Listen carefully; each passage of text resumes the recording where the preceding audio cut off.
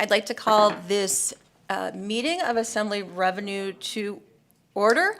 Madam Secretary, please take the roll. Assemblywoman Anderson. Assemblywoman Benitez Thompson. Assemblywoman Bilbray Axelrod. Assemblywoman Considine. Assemblyman Hafen. Assemblywoman Kasama. Assemblyman Miller. Assemblyman O'Neill. Assemblyman Ortlicker. Assemblyman Roberts. Assemblyman Yeager. Chair Cohen. Thank you, and I am present. Please mark the other members present as they arrive. They're currently in other committees or conference committees. So with that, we are going to get started. We do have a quorum for our hearing on SB 367. I'm going to dispense with the housekeeping, but we will have public comment when we are done with the bill hearing. So right now I'm going to turn the gavel over to Assemblywoman Bilbray Axelrod, and we can begin.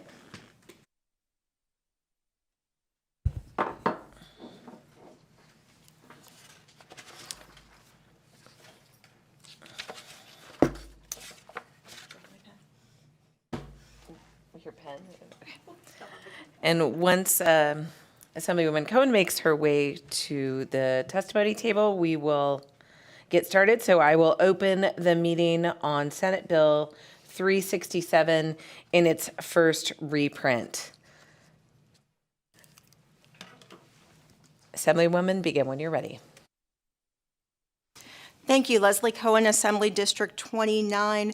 SB 367 is a bill brought forward as a Senate Revenue and Economic Development bill by Senator Neal as chair of the committee.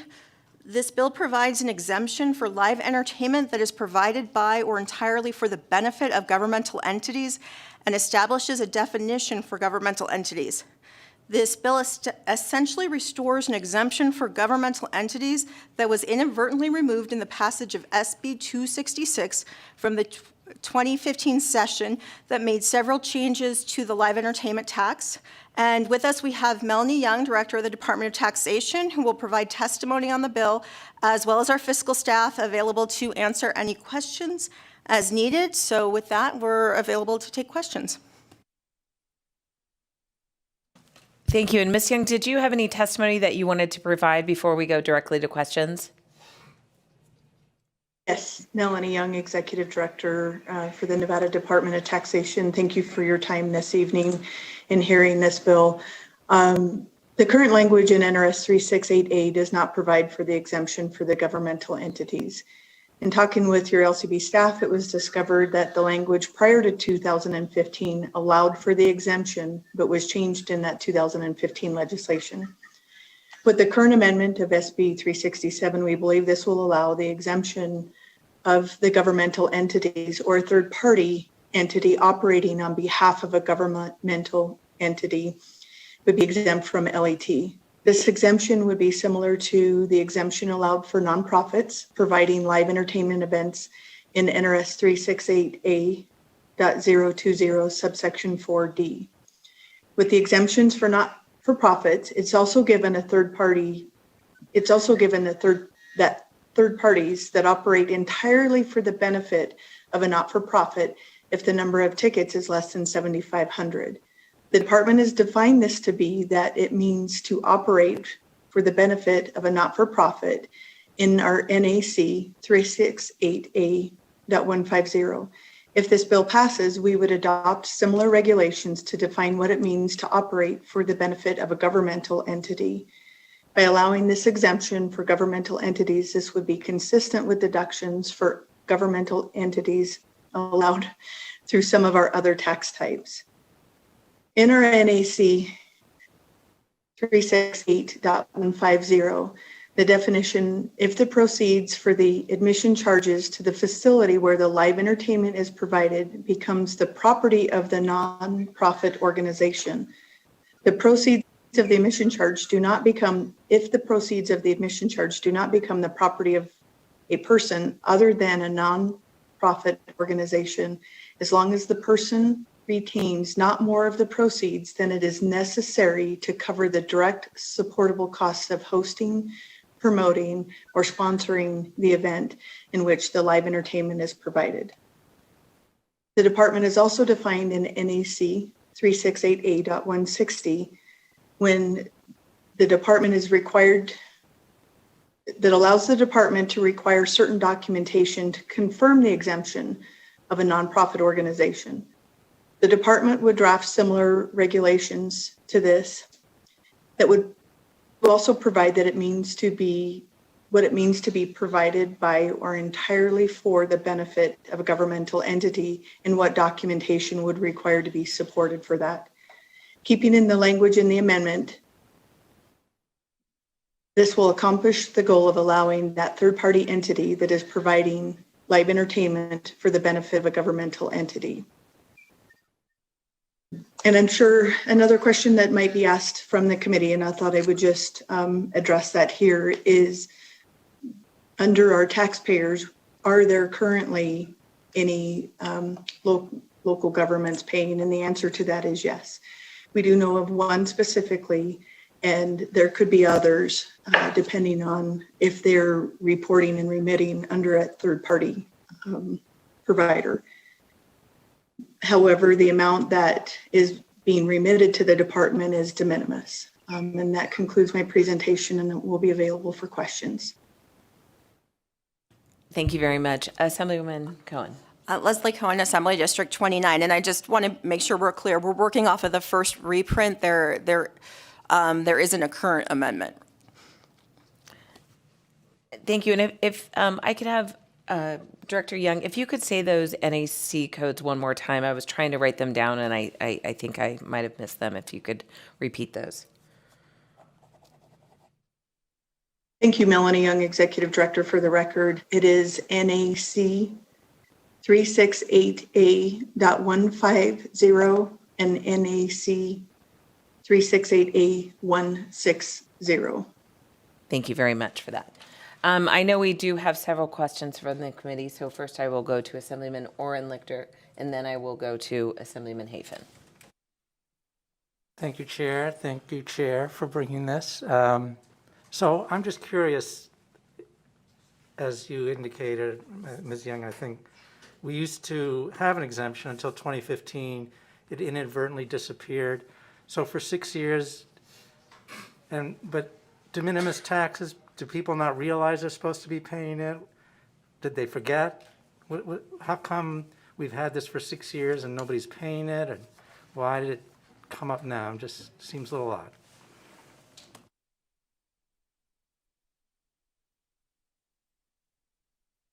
Thank you, Melanie Young, Executive Director. For the record, to Assemblyman Oren-Lichter's question, the department did put out information in regards to the change back in 2015, and currently we do. It's difficult to know under our taxpayers if a taxpayer is remitting on behalf of a local government, because it could be that a business is reporting that because they're the third-party provider. We know of one specifically that is remitting under this tax type, and the other option is that they might not be selling more than 7,500 tickets to the event. Thank you. Assemblyman Hafen? Thank you, Madam Vice Chair and Madam Chair, for presenting this. If I'm reading this bill, very short, very sweet, we're actually cutting taxes. I think that I'm in love right now. Like we literally are having an amendment to reduce the tax burden, not only on other government entities, but nonprofits. Am I correct? We're expanding the nonprofits tax exemption and removing the taxes on the government entities?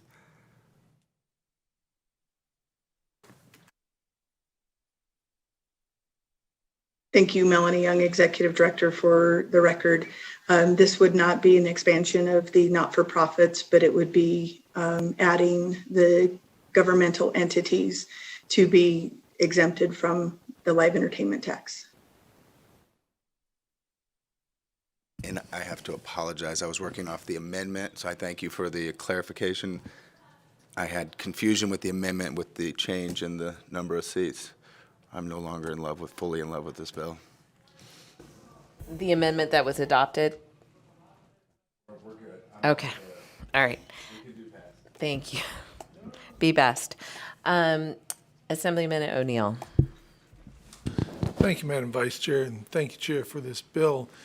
Ms. Young, or maybe to the Chair, do I understand that we've got government businesses that aren't paying their taxes, but they'll go after private enterprise and fine them for not paying their taxes? Did I understand that correctly, Ms. Young, that there are governments aren't paying tax?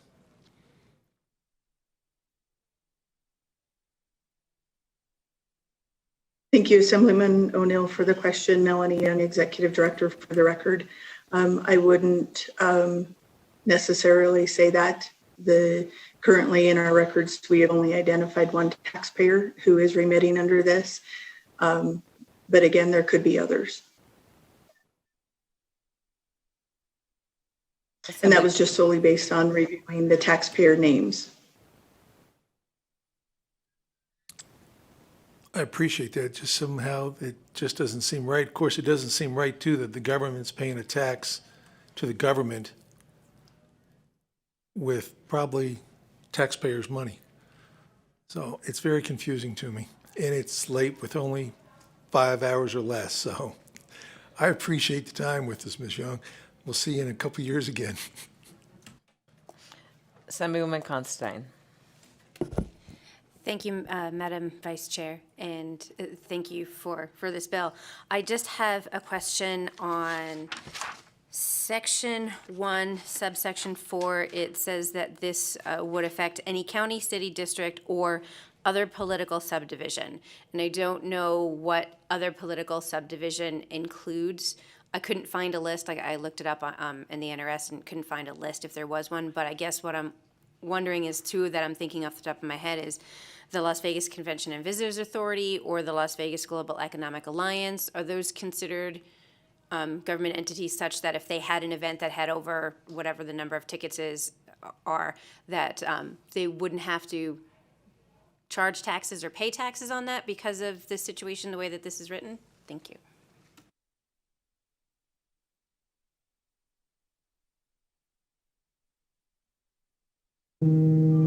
Madam Chair, this is Russell Ginden, Fiscal Analysis Division, and I can attempt to answer that question. So it's my understanding that the entity like the Las Vegas Global Economic Alliance is not a governmental entity. It's a nonprofit, but it's not a governmental entity, where the Las Vegas Visitors and Convention Authority is. But again, this would be related to live entertainment. So if LVCVA was actually providing it or having a live entertainment event provided entirely for the benefit of them, I don't know how much LVCVA is actively involved in providing or live entertainment, then this would probably potentially be applicable to them under the political subdivision. But I think, again, that would probably be something that in the Department of Taxation and Administering, as Ms. Young went through, is providing by or entirely for the benefit and in administering and developing regulations to administer the provisions. Thank you. Vice Chair, may I take a quick follow-up? Please. And then just to follow up, are there any other things that would be considered political subdivisions along these lines? Is there a list anywhere, or are those kind of just the big two? There's potentially others. You have the Reno Sparks Convention and Visitors Authorities, and I think as Ms. Young may have alluded to, that you have counties and some of your rural counties, they have fair boards that would be under this, that could be putting on a live entertainment event. And so those would be potentially some of the other ones that come to mind that could possibly fall under a political subdivision, but also they could also be just directly in under the county or city as the fair board that's under that entity putting on the event. Any other questions from the committee?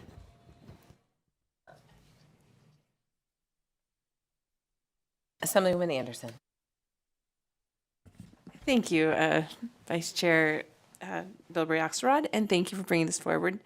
I'm not sure if this is something that can really be answered, but just based upon the discussions from the last few weeks and even since February, it again goes back to the political subdivisions and just trying to see if that is defined or if there is the possibility even of the innovation zones or other sort of items that are kind of under political subdivisions, but that are not. I understand, however, if that is a what-if question and cannot be answered at this time, but just thought I'd bring that into the room as well. Thank you. Leslie Cohen, Assembly District 29. I think in what's probably his last revenue hearing of this session, of a regular session, Mr. Ginden would like to take a shot at that. Thank you, Madam Chair. Very much appreciated. I don't have a list of the political subdivisions. I think county, city, and district probably captures a lot of the entities that we have out there. Just like you can see in the line above that, it's any unincorporated agencies or instrumentalities. So these are language that legal will put in so that, because if we're too restrictive, then you're locked out, versus these others allow that if there are those types of entities. And again, it would be these people having to put on live entertainment. And it's also, this is if not identical, very similar to the statutory structure that we use for defining governmental entities, to get to sort of, I think, the point that was made by Assemblyman O'Neill, that we use in the sales tax, we use in the commerce tax, we use in the short-term car rental tax that come to mind, so that we are not requiring taxes to be paid by governmental entities, possibly using, there's taxpayer dollars involved in there.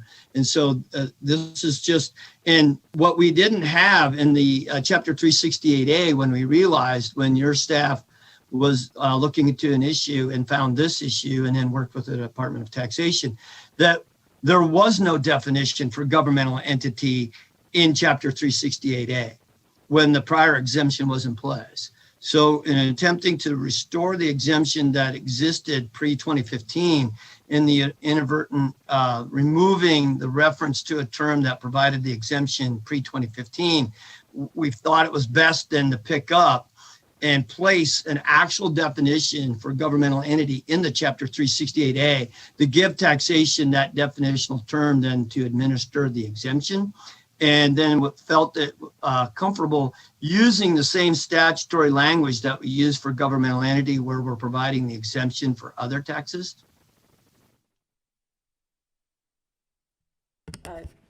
Thank you. Thank you for the very thorough explanation, and thank you for that clarification. Committee, are there any other questions before we move on to testimony? Okay, thank you, Chair Cohen. And with that, we will move on to testimony in support of Senate Bill 367. Is there anyone in the room just here for the fun? Okay, I don't believe we have anyone on Zoom that was here to testify or just to be available for questions, I believe. Okay, so no one on the Zoom. BPS, is there anyone on the phone line that would like to testify on this bill in support? The line is open and working. However, we do not have any callers at this time to provide any testimony. Shocking. And I will close the testimony in support, and I will move on to testimony in opposition. Is there anyone in the room? Anyone on the Zoom? BPS, is there any callers in opposition? Chair, the public line is open and working. However, we do not have any callers at this time. With that, I will close opposition testimony and open testimony in the neutral position. Anyone in the room? Nope. Anyone on the Zoom? Nope. And I'm guessing that we don't have any callers on the line. Is that correct, BPS? Correct, Chair. We have no callers wishing to provide any testimony at this time. Thank you. And it could be the late hour or the fact that we're at day 120, but Chair Cohen, please, if you'd like to make any closing remarks. Leslie Cohen, Assembly District 29. Thank you for hearing the bill and being engaged for 4 hours out. about 4 hours out from sine die. I really appreciate that and believe that Chair Neal will appreciate it when she sees the hearing. And so with that, unless anyone on the Zoom wants to add anything, thank you. Thank you. And with that, I will close the hearing on SB 367, and I will invite the chair back up to go to our last agenda item. Madam Chair, when you get back to your seat, I'm going to make a motion.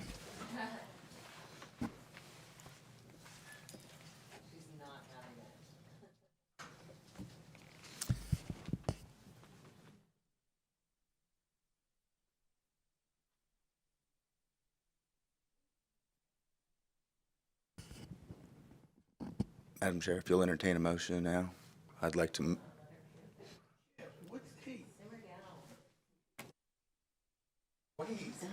Okay. Thank you for pitch hitting, Assemblywoman.